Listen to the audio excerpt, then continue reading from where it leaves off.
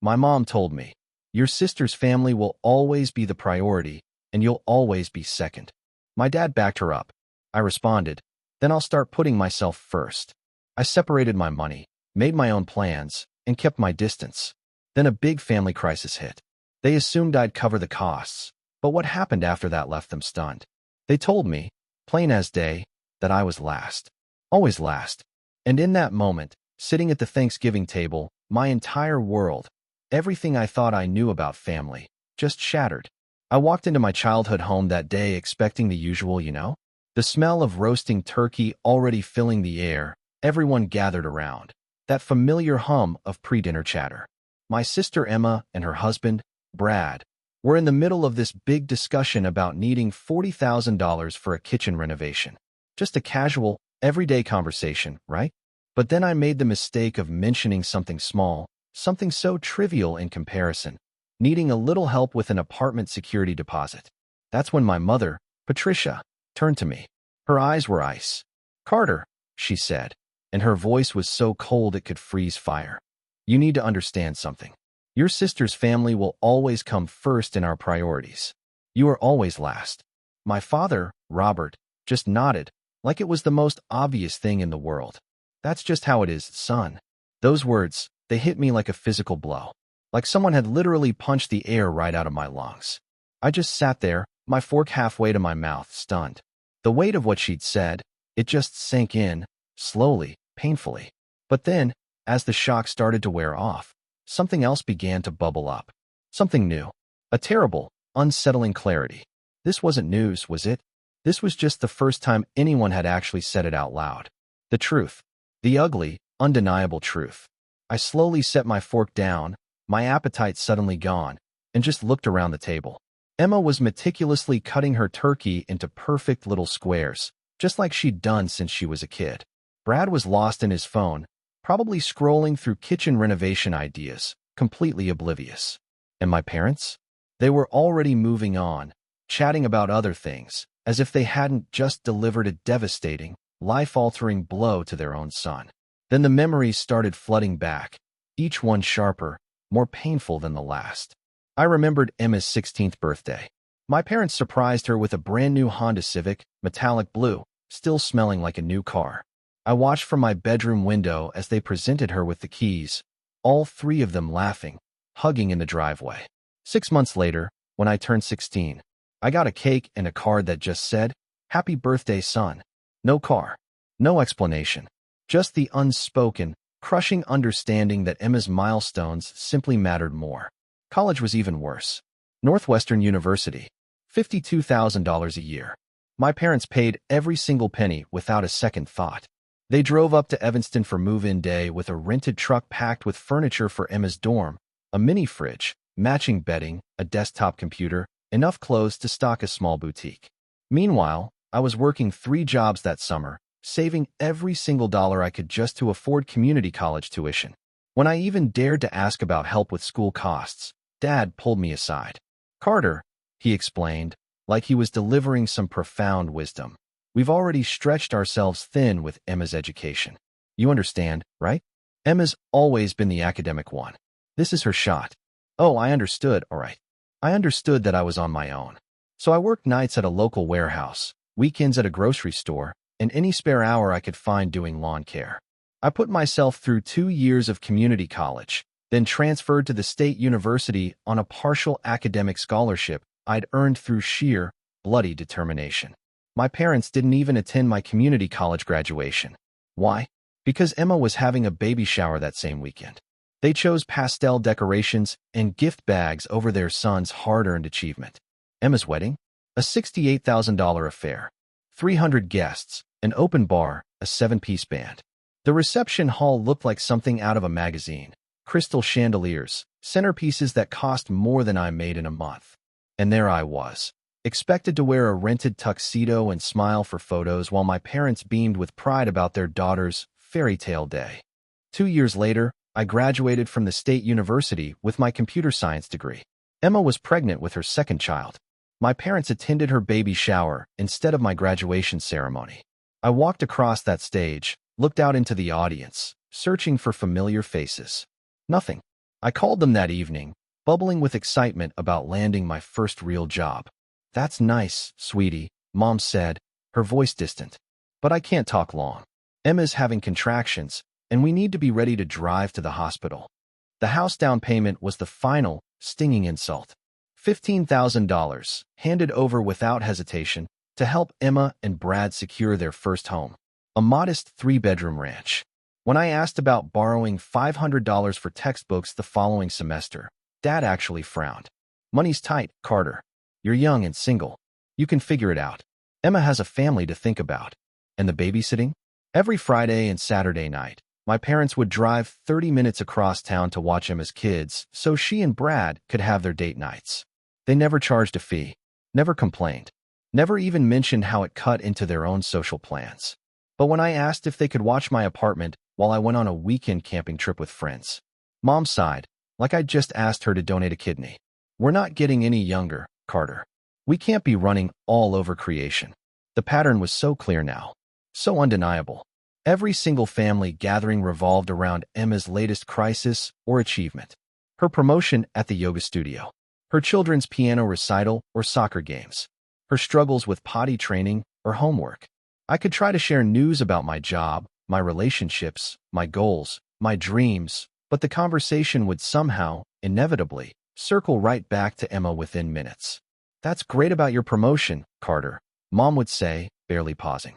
"Speaking of work, Emma's been thinking about going back to nursing school. Maybe you could help her research programs. Even small things. Car insurance. I'd been paying my own since I turned 18, scraping together money every month for coverage on my used Honda, the one I'd bought with my warehouse wages. Emma was 32 years old, and my parents still paid her car insurance. When I mentioned it once, Dad just shrugged. Emma has more expenses to worry about. Sitting there at that Thanksgiving table, watching my family chat idly about Emma's kitchen renovation plans, something inside me shifted. The hurt was still there, sharp and achingly familiar. But underneath it, there was something new, something that felt almost like relief. They'd finally said it out loud. The truth that had shaped every family interaction for the past 28 years. Emma comes first. Carter comes last. Always. I excused myself to use the bathroom. Walked down that familiar hallway, lined with family photos.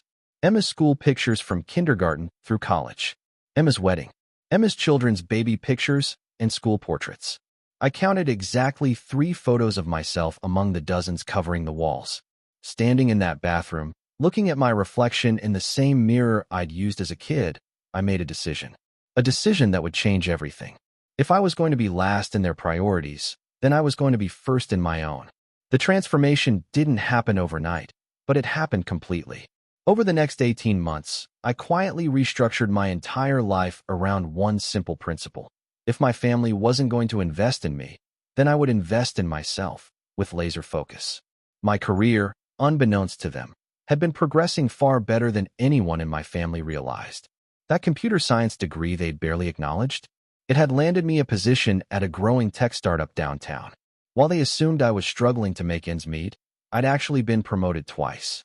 My salary had jumped from $45,000 to $98,000 after I led a successful project that streamlined our client database. But here's the thing, nobody knew. I'd been living like I was still making $45,000. Same modest apartment, same 10-year-old Honda, same careful budgeting I'd learned from years of financial necessity. The difference was, now, instead of every extra dollar going towards survival, it was going towards building something bigger. I opened investment accounts at 3 different firms, spreading my money across index funds, growth stocks, and a small cryptocurrency portfolio. I read financial planning books during lunch breaks. I watched investment tutorials after work. While my family still assumed I was barely scraping by, my portfolio had quietly grown to $230,000. The real game changer came when our startup secured major funding from a Silicon Valley venture capital firm. They offered stock options to key employees, and I was included in that group. If the company went public as projected, those options could be worth $500,000 within 3 years. But the money was only part of the revolution. The bigger change was psychological. I stopped participating in the family dynamics that had drained my energy and self-worth for decades. When Emma needed help moving furniture, I suddenly had other plans. When my parents organized expensive group dinners where everyone was expected to split the bill equally, regardless of income, I politely declined. When they discussed family vacation plans that would cost me a week's salary, I made my own travel arrangements. The separate holiday plans started small. Instead of driving 2 hours to spend Christmas Eve with extended family, I went skiing in Vermont with friends from work. Instead of obligatory Mother's Day brunch, where we'd sit around discussing Emma's parenting challenges, I took myself to a baseball game and bought the good seats right behind home plate. I was dating someone now, too. Jessica Martinez, a nurse practitioner I'd met at a coffee shop near my office. She was intelligent, independent, and, interestingly, had her own complicated family dynamics that made her understand mine without judgment. What struck me most about Jessica was how she listened. When I talked about my work, my interests, my goals, she remembered details about my projects and asked follow-up questions days later. It was such a contrast to family conversations where I felt utterly invisible. Jessica was the first person outside my immediate family to hear the full story about the favoritism. We were sitting on her apartment balcony one evening, sharing takeout Chinese food and talking about our childhoods, when I found myself explaining why I never mentioned family gatherings or holiday plans. "It sounds like they trained you to expect less," she said quietly. "And you learned that lesson so well that even now, when you're succeeding, you still hide your achievements." She was right. I'd been so conditioned to downplay my accomplishments that even my closest friends didn't know about my financial success or career trajectory. I'd learned to make myself small, to avoid threatening the family dynamic where Emma was the star and I was just a supporting character. But Jessica challenged that mindset. She encouraged me to apply for leadership positions at work. She celebrated my investment gains like they were her own victories. When I mentioned that I'd been contributing to online technical forums and had built a reputation in my field, she suggested I start speaking at industry conferences. I began therapy around this time, working with Dr. Amanda Foster, a family therapist who specialized in adult children recovering from narcissistic family systems. The terms golden child and scapegoat weren't familiar to me initially, but as Dr. Foster explained the dynamics, everything clicked into place. Your family needed someone to carry the emotional burden of their dysfunction, she explained during one session. Emma was appointed the success story, the child who validated their parenting. You were assigned the role of the problem child, the one whose struggles made Emma's achievements shine brighter. The therapy helped me understand that my family's treatment wasn't about my worth as a person. It was about their need to maintain a system where roles were fixed and predictable. Emma was the golden child who could do no wrong. I was the scapegoat who was blamed for anything that went wrong and ignored when things went right. Dr. Foster helped me practice setting boundaries. Not angry confrontations, but calm, consistent limits on my time, energy, and emotional availability. I stopped responding immediately to family group texts about money requests or guilt-inducing messages about missing family events. I developed standard phrases to deflect manipulation. "I'll think about it and get back to you. That doesn't work for my schedule. I have other commitments that day." The most important boundary was financial. I stopped participating in the expectation that I would contribute to family expenses while receiving nothing in return. No more group gifts where I paid my share for presents I had no input on choosing. No more emergency loans that were never repaid.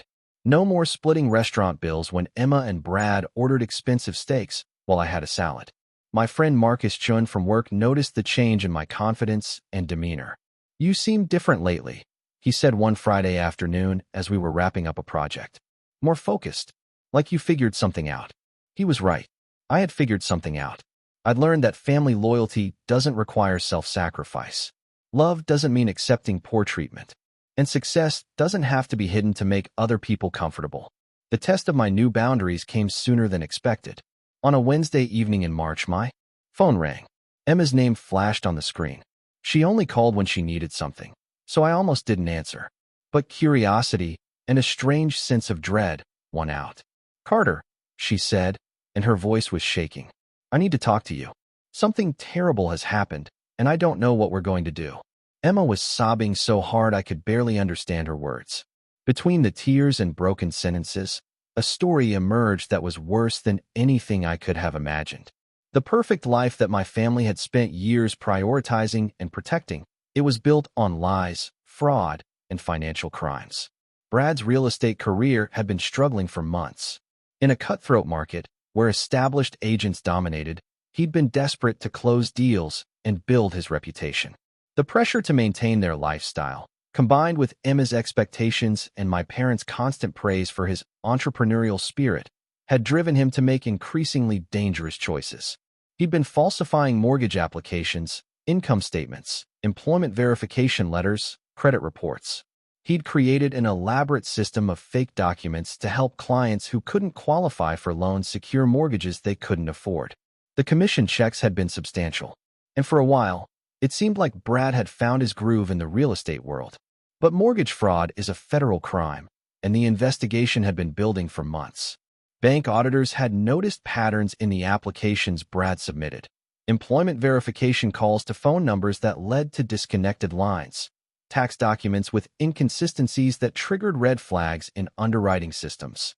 Income figures that didn't match IRS databases. When federal agents executed the search warrant at Brad's office, they found a box full of falsified documents with his signature on them.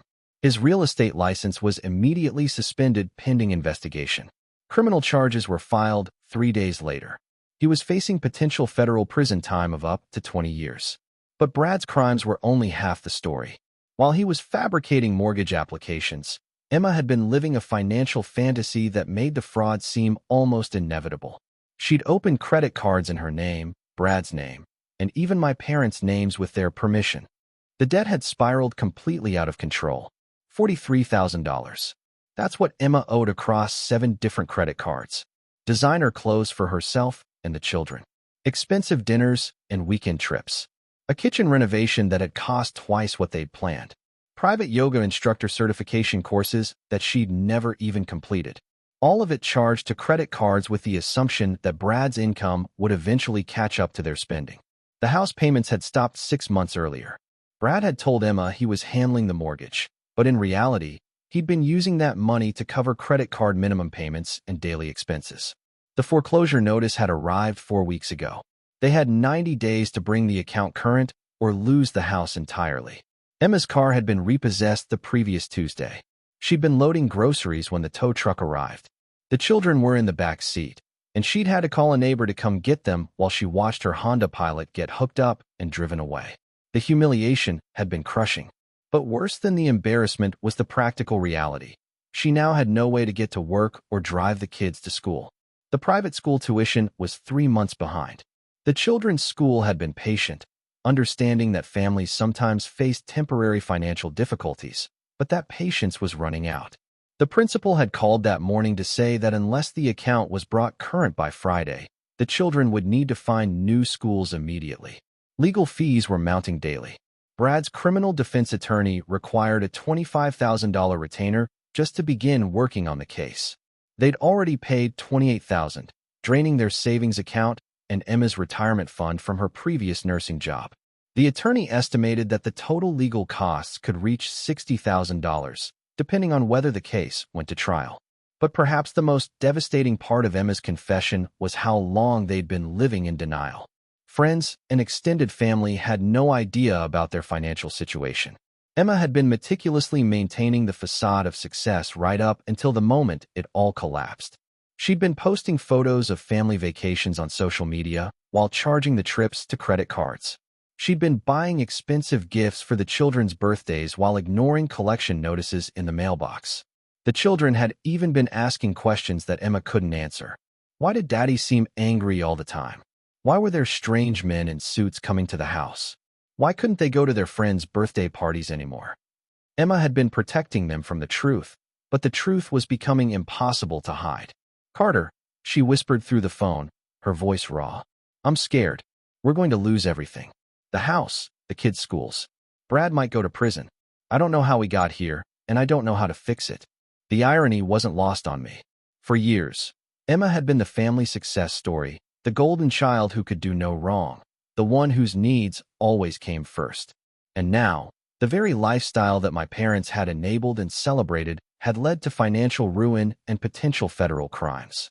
As Emma continued crying, explaining how their credit scores were destroyed and they couldn't qualify for any loans or rental agreements, I realized something profound was happening. The family dynamic that had positioned me as the failure and Emma as the success had just completely inverted. The responsible, steady financial habits I'd learned from being ignored and overlooked had made me stable and secure. The entitled, impulsive spending that had been celebrated as Emma, living her best life, had led to disaster. "Have you told Mom and Dad about all of this?"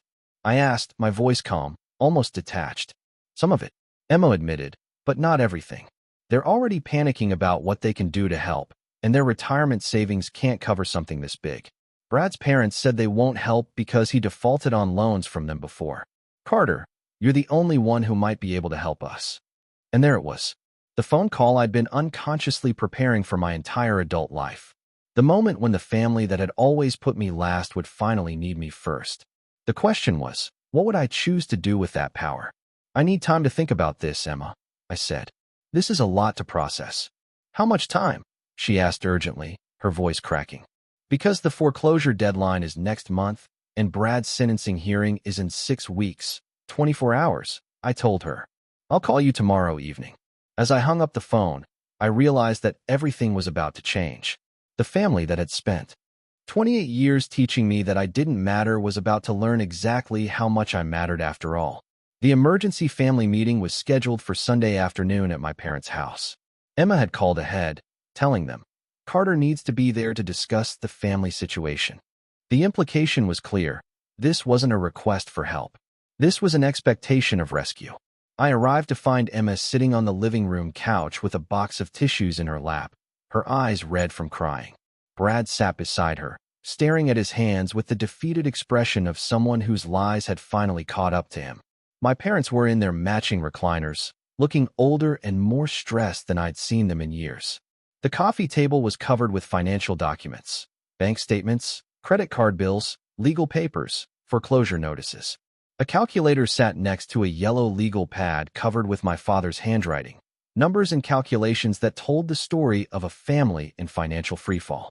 "Carter," my mother said, the moment I sat down, her voice laced with urgency. "We need to talk about how you're going to help your sister through this crisis. Not if I was going to help. How I was going to help." The assumption of my compliance was built into the very structure of the conversation. My father cleared his throat and picked up the legal pad. "We've been going through all the numbers, son, and we think we have a plan that could work. But it requires everyone in the family to step up." He began reading from his calculations.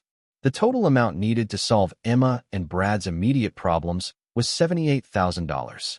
This would cover the outstanding mortgage payments to stop the foreclosure, bring the credit card accounts current, pay the children's school tuition, and provide a cushion for Brad's ongoing legal fees. "Now, your mother and I can contribute $30,000 from our retirement savings," Dad continued, a note of self-sacrifice in his voice. "We know that's a sacrifice for us, but family comes first. Emma and Brad will need to sell some possessions and take out a loan against Brad's truck, which should bring in another $15,000. That leaves $33,000 that we need to cover." He looked at me directly. "We figure if you liquidate your savings account and take out some loans, you should be able to handle that amount." The casual way he said, "liquidate your savings account," was breathtaking. They had no idea how much money I had saved. No knowledge of my investments or income. No understanding of my actual financial situation. But they simply assumed I would drain whatever resources I had to solve Emma's problems.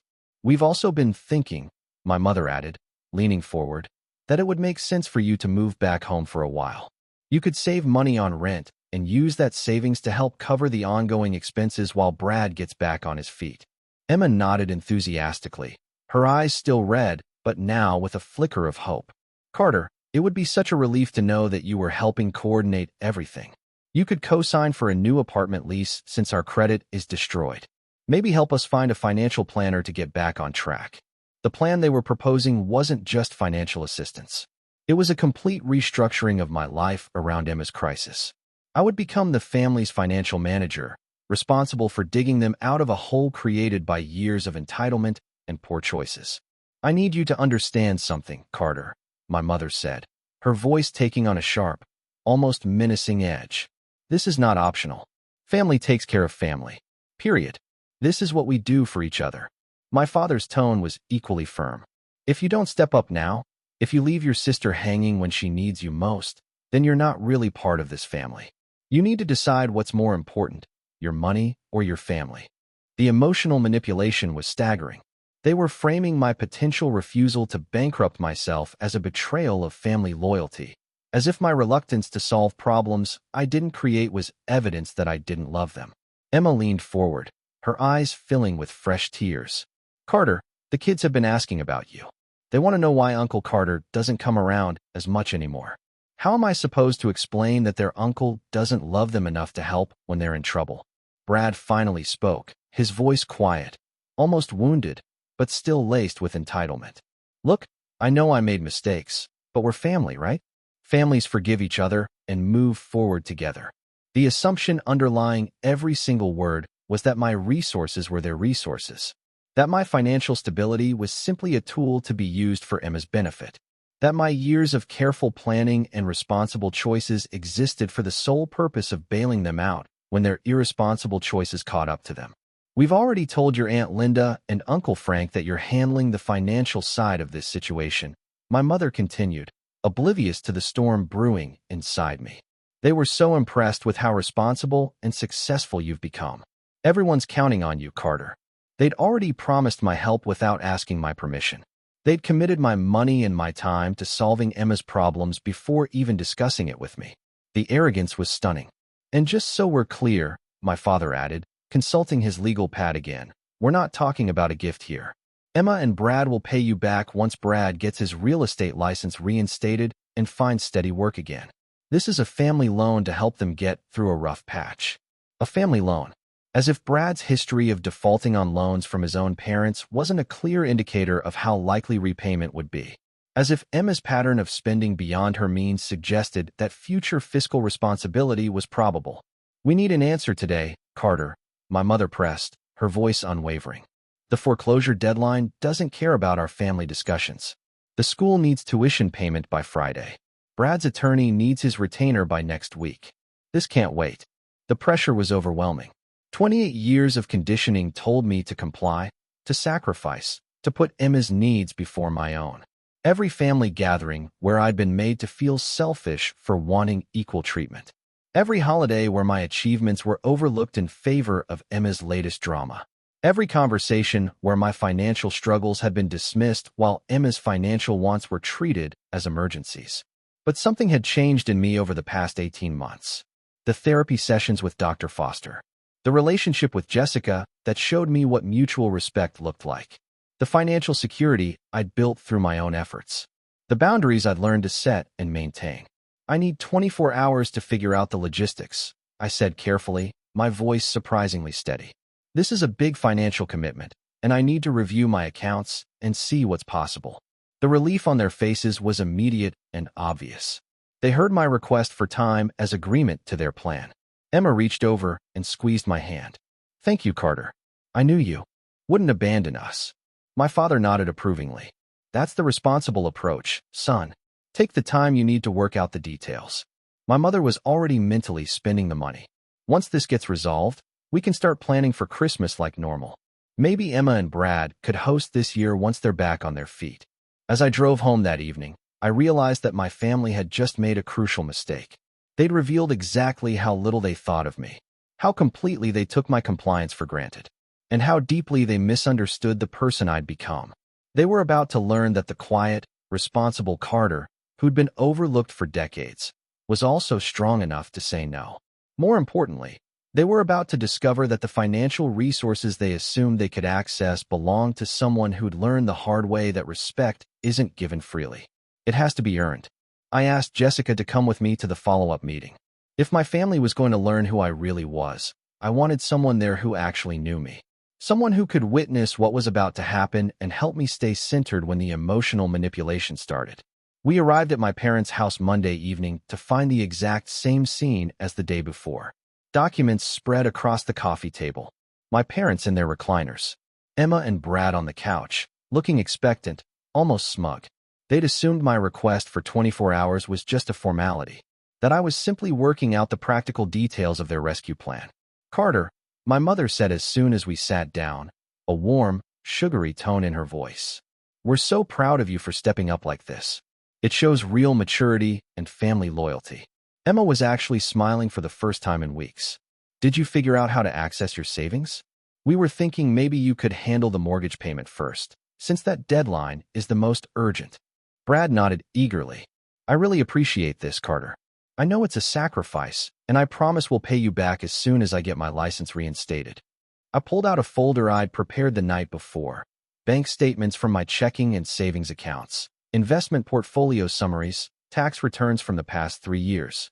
A detailed breakdown of my assets and income that painted a very different picture than the one my family had constructed in their minds. Before we talk about what I'm going to do, I said calmly, my voice steady, I think you should know what I'm actually capable of doing. I handed the first document to my father. His checking account balance showed $973. Then I showed him my checking account statement, $48,000. My mother's eyes widened as she looked at my savings account balance, $112,000. Then came the investment portfolio summary, $231,000 across various accounts, with detailed breakdowns showing consistent monthly contributions over the past 5 years. Emma's mouth actually fell open when she saw my most recent tax return. Gross income, $98,000. After taxes and deductions, my take-home pay was more than my parents' combined retirement income. I don't understand, my father said slowly, his voice tinged with disbelief. You never mentioned that you were doing so well financially. You never asked, I replied, the words hanging in the air. In fact, you've never asked about my career, my goals, my relationships, or my life in general. You've spent 28 years assuming I was struggling and needed guidance, when the reality is that I've been building wealth and success while you were focused on Emma's problems. I pulled out another document, my employment contract showing the stock options I'd been granted. If the company goes public as projected, those options will be worth between $400,000 and $600,000 within the next 2 years. You could have helped all along, Emma said, her voice a mixture of hurt and raw accusation. You've been sitting on all this money while we were struggling. I've been building financial security while you were making choices that led to criminal fraud and massive debt. I corrected her, my voice unwavering. There's a difference between struggling and creating problems through poor decisions. Jessica spoke up for the first time, her voice firm but calm. I've been dating Carter for 8 months, and I've watched your family treat him like he was invisible. You've never once asked about his work promotions, his investment success, or his future plans. But you immediately assumed he'd liquidate everything to solve problems he didn't create. My mother's face flushed red. That's not fair. Carter never told us about his financial situation because every time he tried to share good news, you'd change the subject to Emma's latest crisis. Jessica continued, not backing down. I've heard him try to tell you about his achievements, and I've watched you dismiss them or ignore them completely. I pulled out my phone and showed them photos from the Hawaii vacation Jessica and I had taken 3 months earlier. 5 days in Maui, staying at a resort that cost more per night than their monthly car payments. They had no idea I'd even left the country. I've been living a completely separate life from this family because there was no room for me in the life you've constructed around Emma's needs, I said. I have a successful career, a healthy relationship, financial security, and personal goals that extend far beyond managing family crises. Brad looked confused and then angry. If you have all this money, why wouldn't you just help us out? We're family. Because having resources doesn't create an obligation to rescue people from the consequences of their choices, I said, looking him directly in the eye. And because this family has spent decades teaching me that my value is measured by what I can provide for Emma's benefit. I laid out the pattern systematically. Every birthday where Emma received expensive gifts while I got token acknowledgments. Every family gathering where Emma's achievements were celebrated while mine were overlooked. Every financial emergency where Emma received immediate help while my requests for assistance were denied. You told me on Thanksgiving that Emma's family will always come first, and I will always come last. I continued, the memory still fresh and raw. You were honest about your priorities, and I've decided to be honest about mine. I'm putting my own financial security and future first, for once. My father looked at the tax returns again, then at me. But son, if you can afford to help, doesn't that create some moral obligation to your family? The same moral obligation that existed when I needed help with textbooks? or when I was working 3 jobs to pay for college, or when I asked to borrow $500 while you were giving Emma $15,000 for a house down payment. The room fell silent as the hypocrisy, the sheer weight of it, sank in. They'd created a family dynamic where my needs were dismissed and Emma's wants were treated as emergencies. Now they wanted to invoke family loyalty to access resources they'd never acknowledged existed. I'm willing to help, I said finally, cutting through the thick silence. But not on the terms you've proposed. If you want my financial assistance, we're going to restructure this entire family dynamic first. Emma looked hopeful, a fragile spark in her eyes. What do you mean? I mean therapy for everyone to address the favoritism and toxic patterns. I mean equal treatment and respect moving forward. I mean written agreements for any financial assistance, with clear repayment terms and consequences for default. I mean acknowledgement of how this family has treated me, and concrete changes to ensure it doesn't continue. My mother bristled, her composure finally breaking. You can't hold your family hostage with conditions and demands. I'm not holding anyone hostage, I replied, my voice calm, almost unnervingly so. I'm offering to help on terms that respect my value as a family member. If those terms are unacceptable, you're free to find other solutions to problems I didn't create. The power dynamic in the room had completely shifted. Suddenly, they needed something from me far more than I needed anything from them. And for the first time in my life, I was in a position to demand the respect and equality I'd always deserved. What exactly are you proposing? My father asked quietly, his eyes fixed on me. I opened my folder to the final document, a detailed proposal I'd drafted with the help of an attorney friend. Terms, conditions, timelines, and consequences. A framework for family financial assistance that treated all parties as adults with equal dignity and responsibility. This is what I'm offering, I said. Take it or leave it. The document I placed on the coffee table was unlike anything my family had expected. Instead of a simple promise to write checks, it was a comprehensive agreement that would fundamentally change how our family operated. I'm prepared to provide $60,000 to address Emma and Brad's immediate crisis. I began, reading from the first page. But this assistance comes in the form of a structured loan, not a gift. The loan carries 4% annual interest and must be repaid over 5 years in monthly installments of $1,150. Emma's face fell. Monthly payments? Carter, we can barely afford our basic expenses right now. Which brings us to the second requirement. I continued, unfazed. Emma and Brad must complete a certified financial literacy course within 90 days.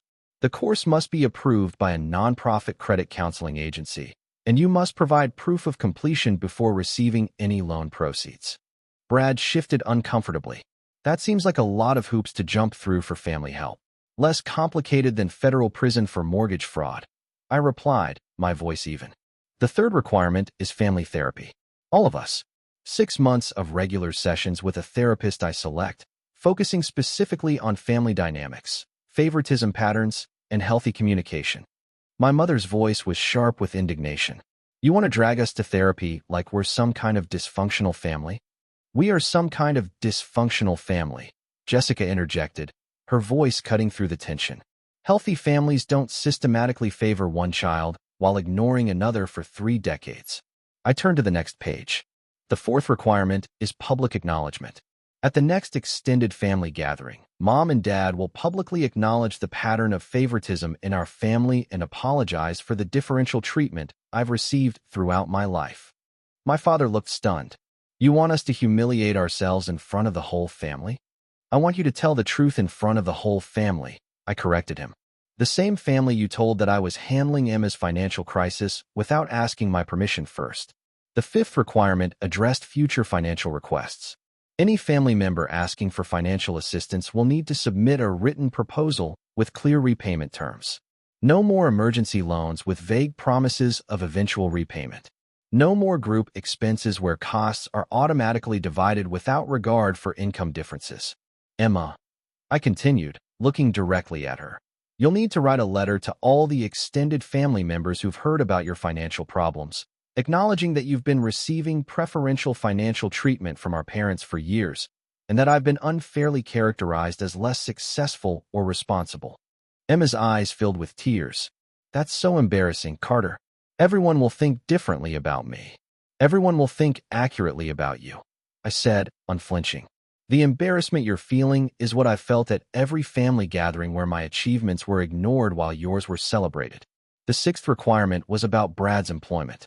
He needs to complete an anger management course and provide proof of stable employment for at least 3 months before receiving the final portion of the loan.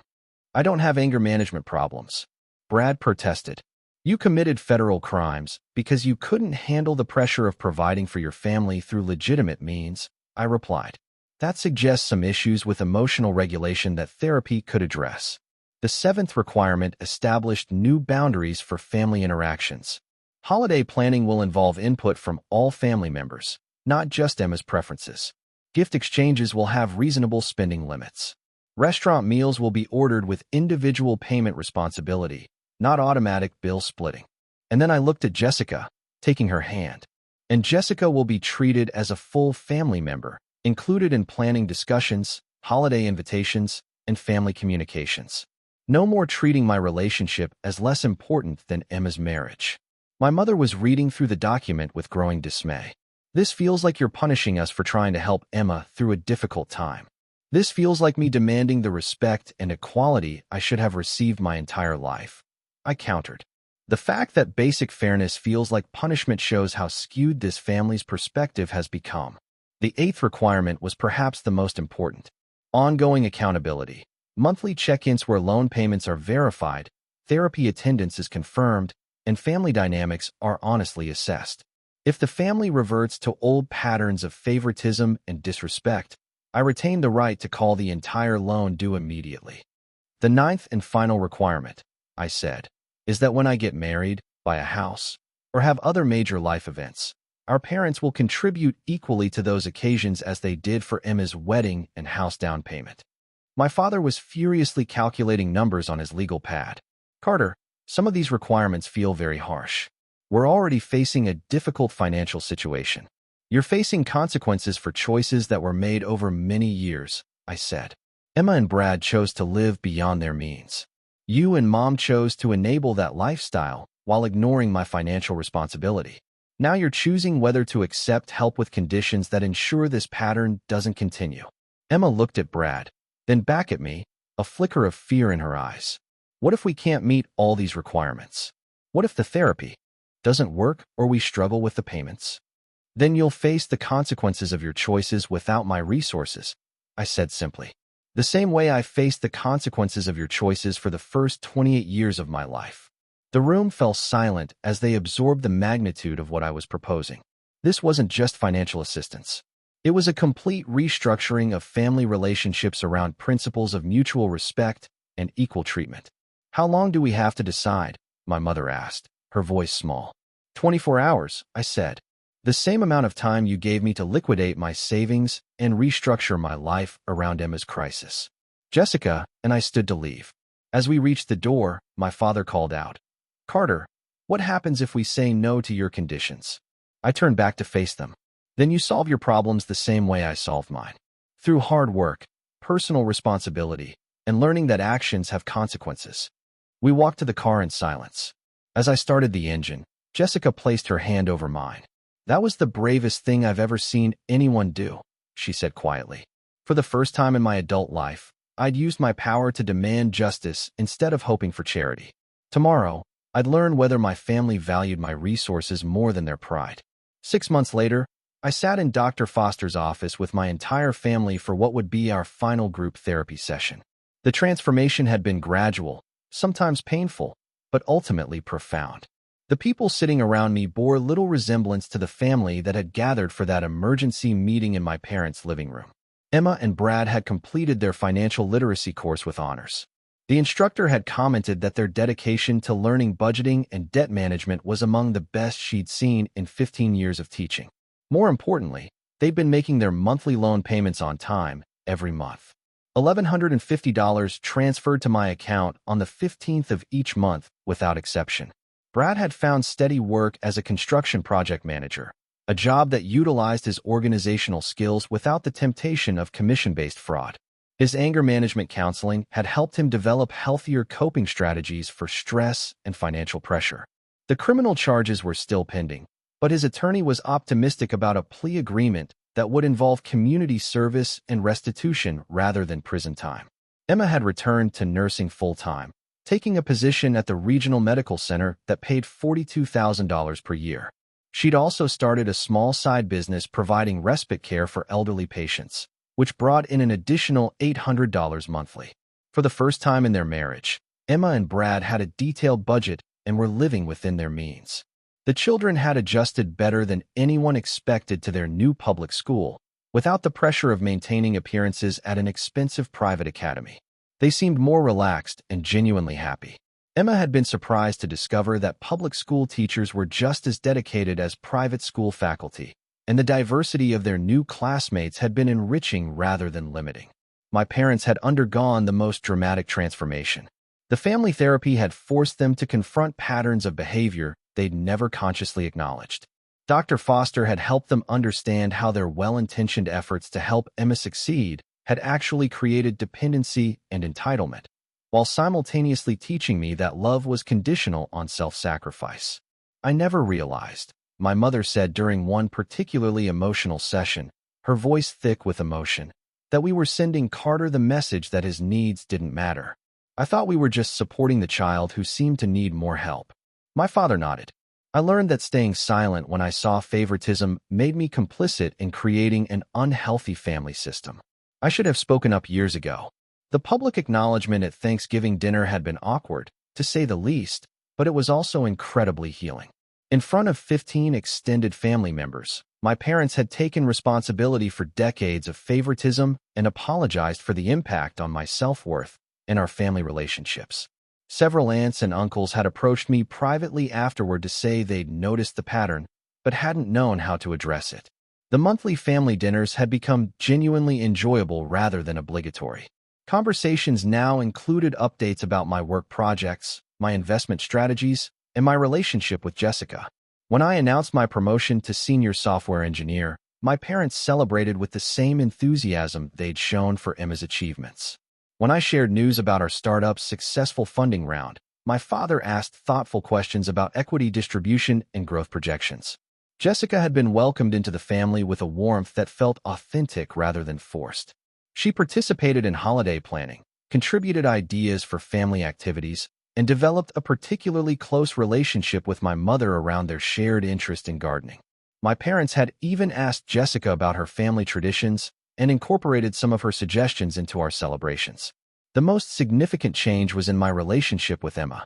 The therapy had helped her understand how her acceptance of preferential treatment had damaged our sibling bond. She'd written heartfelt letters to extended family members, taking responsibility for the financial crisis and acknowledging the support system she'd taken for granted.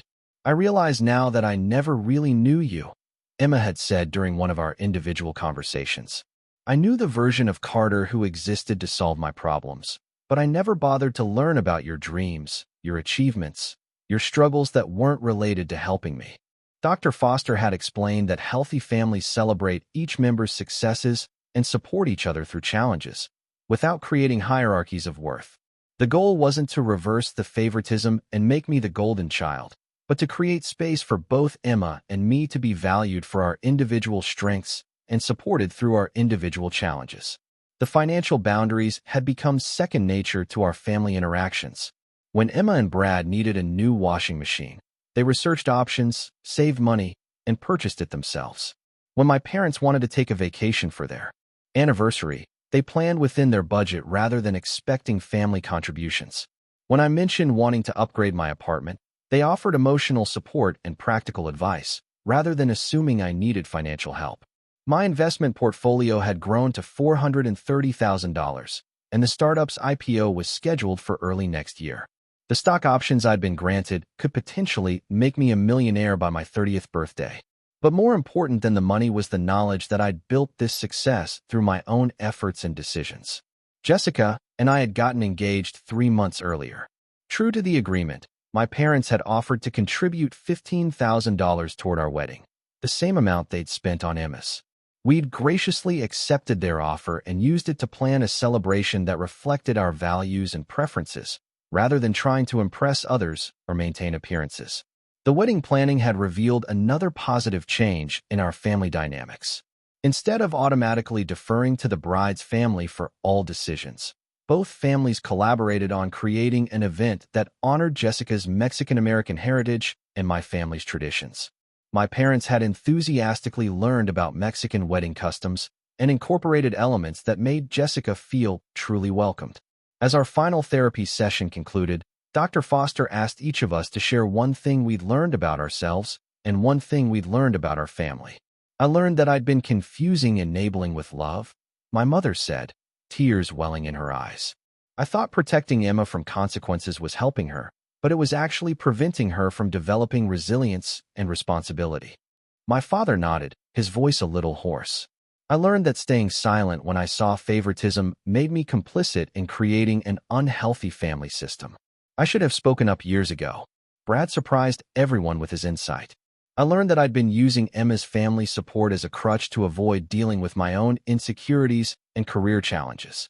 The fraud happened because I was trying to maintain a lifestyle we couldn't afford, rather than building a career we could be proud of. Emma's response was the most emotional.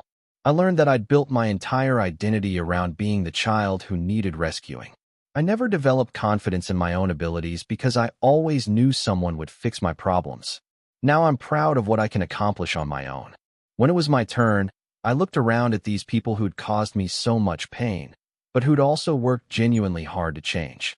I learned that setting boundaries isn't cruel or selfish, I said, my voice soft but clear. It's actually a form of love because it creates space for authentic relationships. And I learned that this family is capable of growth and change when we're all willing to do the work. Dr. Foster smiled as she closed her notes. You've all demonstrated something remarkable. You've shown that even deeply entrenched family patterns can be changed when people are committed to honesty, accountability, and mutual respect. As we left the therapy office that day, my family felt different. Not perfect, but functional. Not without challenges, but equipped to address them together. The hierarchy of worth that had defined our relationships for decades had been replaced by a foundation of equality and genuine care. 6 weeks later, Jessica and I were married in a ceremony that perfectly blended our families and traditions. My parents walked me down the aisle with pride and joy that felt completely authentic. Emma served as one of Jessica's bridesmaids, and her children were enthusiastic participants in the ceremony. Brad, now 18 months sober and focused on rebuilding his reputation, had become someone I could genuinely respect. During the reception, my father gave a toast that brought tears to everyone's eyes. "Carter," he said, his voice thick with emotion, "you taught us that love isn't about giving someone everything they want. It's about seeing who they really are and supporting them in becoming the best version of themselves. Thank you for having the courage to demand the respect you deserved, and for giving us the opportunity to become the family we should have been all along." The lesson I'd learned through this entire experience was simple but profound. You teach people how to treat you through what you accept and what you reject. For 28 years, I'd accepted being treated as less important than Emma because I didn't believe I deserved better. When I finally demanded equality, my family had a choice: respect my worth or lose my presence. They chose respect, and we all became stronger for it. Sometimes, the most loving thing you can do for people is refuse to enable their worst impulses. Sometimes, fighting for justice requires risking relationships.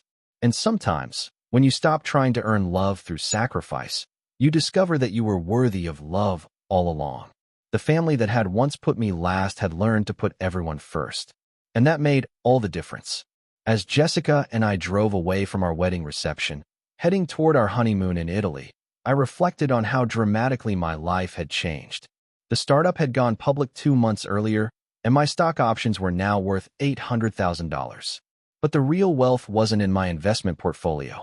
It was in the relationships I'd fought to heal, the boundaries I'd learned to maintain, and the family I'd helped transform through courage and love. Have you ever found yourself in a family situation where you felt overlooked or undervalued? What did you do to change the dynamic, and how did it turn out? I'd love to hear your thoughts in the comments below. If this story resonated with you, please like this video and subscribe for more real-life stories about family relationships, personal growth, and finding the courage to demand the respect you deserve. Share this with someone who might need to hear that they're worthy of equal treatment in their own family. Thank you for watching. And remember that you have the power to change even the most entrenched family patterns when you're willing to stand up for what's right.